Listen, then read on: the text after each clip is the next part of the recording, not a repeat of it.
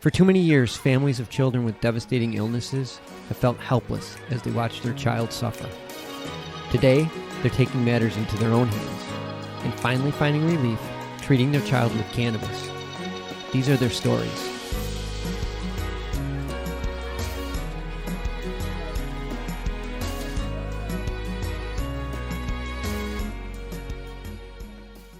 Hey, ladies and gentlemen, welcome to another episode. Hello, hello, hello. Yes, we're excited for our new guest today. It was a gentleman I met at a trade show, only to find out we both were alums from the same university, Hofstra University in Long Island. Right. And he's heavily involved in the industry as an employment staffing company in New York on the East Coast, but yet he staffs all around the country. I want everyone to welcome Joshua Cartagenova, if I pronounce it correctly. Cartagenova. Pretty good, Osiris. I appreciate that. Thanks for coming and joining us. Thank you. Oh, my pleasure. Thank you for the time. Great. So just to jump right in, how did you get involved? I mean, I know they weren't teaching this in Hofstra. Right.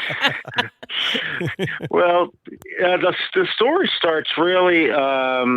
I've been in staffing for 20 years at this point. 20 years ago, I started a company called Therapy Source.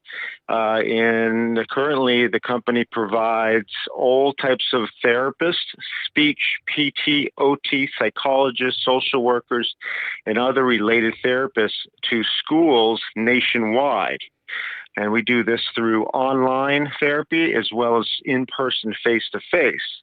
Mm-hmm. The company has grown to 41 states, about 2,000 therapists, and being that is in the staffing industry and what I consider niche staffing, I was able to take this experience of being a staffing professional and running a $30 million company and apply it to another niche. And that niche happens to be in the cannabis and hemp area.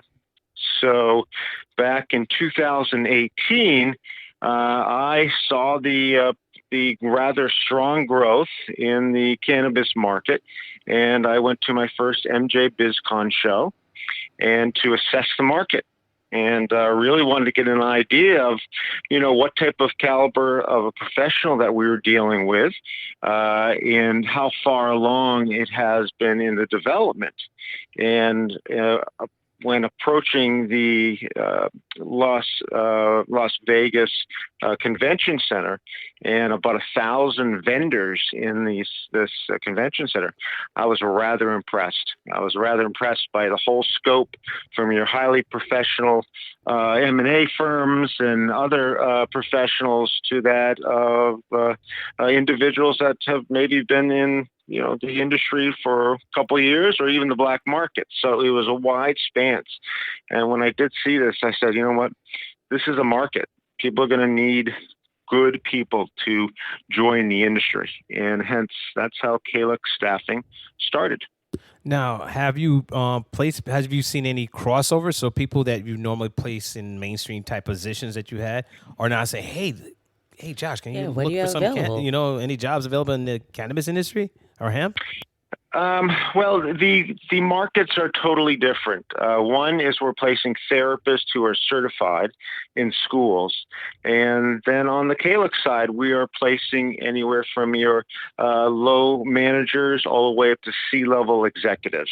When you're a staffing professional and you understand the client needs and the communication aspect of moving, obviously, a great candidate to that of a great client, doesn't really matter what the industry is if you understand those basic concepts of the business. And that's why this is why I decided to start the company, and it continues to grow. What kind of placement are these companies looking for when they reach out to you? Not to age myself, but I distinctly remember the internet boom and the growth of the internet boom, where anything with a .com on it was a successful IPO. Well, cannabis is similar into that situation. And being in the start, there was a lot of interest in almost any type of people. We were getting to a maturity level, not highly mature, but maturity level where great leadership teams really know what they're looking for. So we really open it up to anyone. You don't need to have cannabis experience. What you need to have is what I call it's a BAT principle, B-A-T, which is your behavior, your actions, and your techniques. Now you're able to apply that to any industry, but behaviors is really, how well can you work within the culture? How well is there a fit? Do you get frustrated easily? Why do you get frustrated easily? So there's a whole slew of behavioral questions that we ask in our entire process. Second is the actions. The actions are, what did you do at your past job? What made you successful? How were you able to grow revenues from X amount to XX amount? Or how were you able to do this particular job or this project? And then techniques are more the finite skills in the action. Okay, meaning, I grew sales from $1 to $2. Great. How did you increase that 100%? What are the techniques that you used? And those types of finite skills are a real indicator to see how can this person provide this BAT principle into this newer organization that may need to be getting off the ground. And so those are some elements that we look for. I like people that are actually outside the industry. They bring in new ideas. I do like people in retail jobs. There's a lot of charisma needed, especially in the sales area of cannabis, because it's becoming, everyone's growing, right? And there's a slew of products, so what makes one strain better than the other? They could be very similar. However, relationships go a long way because people do business with people that they trust. Attention Cannabis Podcast listeners. You can now listen to your favorite cannabis podcast ad-free with the MJBulls mobile app. Just download the free MJBulls mobile app to your smartphone to start enjoying cannabis podcasts with no commercials. Go to Apple Apps or Google Play to get the MJBulls Cannabis Podcast app today. True. Because I recall when I worked as the operations director for a charter school, because we were building from the ground up. We had no infrastructure, we had no staffing, and I was put in charge of staffing. And the resumes I looked for are people who had like the startup experience. They knew what it was like to be on the floor and using the phone, or taking makeshift items and put them together to make a desk, just to give us enough time to build up. So I understand when you're looking for like specific experience that could be transferable, and that's very important. Now, what positions have you been filling based on regions? Have you been filling more spaces in the East Coast, Midwest, or the West? We work nationwide. So like a lot of organizations, they have their Western Coast, the Washington and Oregon and California companies. East Coast is popping up. I know a lot of states have it on their ballots for this year. And being that this is an election year, and the need for financial security for this on a state level, more states are looking to get this thing moving and approved for rec, if not just medicinal. But with this type of growth going on, I see growth everywhere, because it's exciting. It's a new, it's a new controlled substance, and it's not even federally legal yet. But we're moving, rather close to getting this done. And so it's exciting. So I don't see growth in any particular. I see a lot of in the East area, because that's almost like a territory of the West, maybe a year and a half ago. And so with any type of growth, there's new organizations. And when there's new organizations, there's need for staff.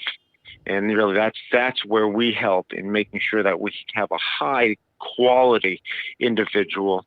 And that's the most important part, because we're supporting an industry, and it behooves us to put in particular levels of quality that we're not proud of.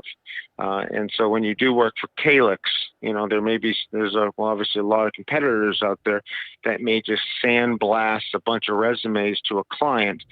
We take a lot of extreme steps to make sure that when we do submit, we're only submitting 1 or 2 people, because we're dead on, and the clients will tell you that. So what positions are like the most in demand that you've noticed? Good question.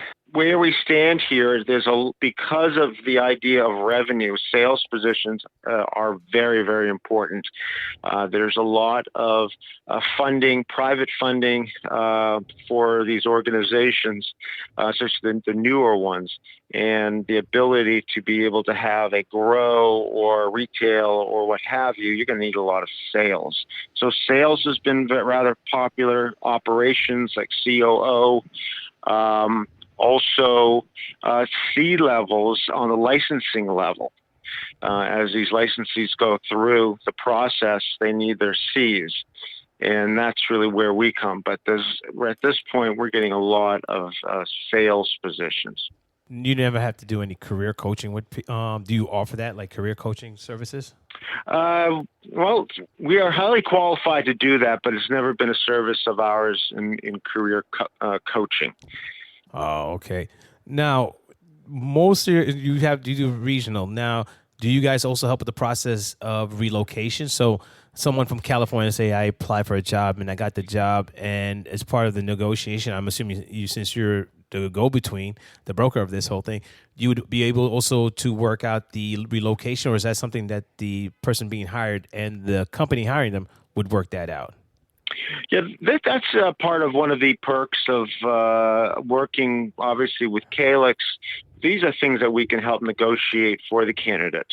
If the client is open to getting someone West Coast or vice versa, or wherever that they may reside, that's usually part of that type of package, and we can help them with that upon the negotiation process. Have you ever come across where you place someone and after a few months it just doesn't work out? And what normally happens? I mean, are you contacted afterwards, or are you being informed of what's going on? Well, in a lot of organizations such as ours, there's a guarantee. So Okay. we have a 30 or 60-day guarantee program. Usually after 30 days, somebody knows whether this person is a fit or not, because they're fast-moving organizations, and a lot of the smaller ones, it's about being an entrepreneur, right? A lot of processes may not be in place. It's not like you're placing someone at an IBM. So sometimes there's dysfunction in fast-growing entrepreneurial type organizations. You might have a wonderful product and everything else, and that's natural in any type of startup organization. So, but at the end of the day, when placing an individual, the client knows if that's a true fit. And it usually never comes down to skill set. It's more about culture of that integration, because that's the hardest part. So we're going to stop this part 1, and we're going to do part 2. So everyone tune in for part 2. We just want to say good night to everyone. Thank you for tuning in, and please tune in for the part 2.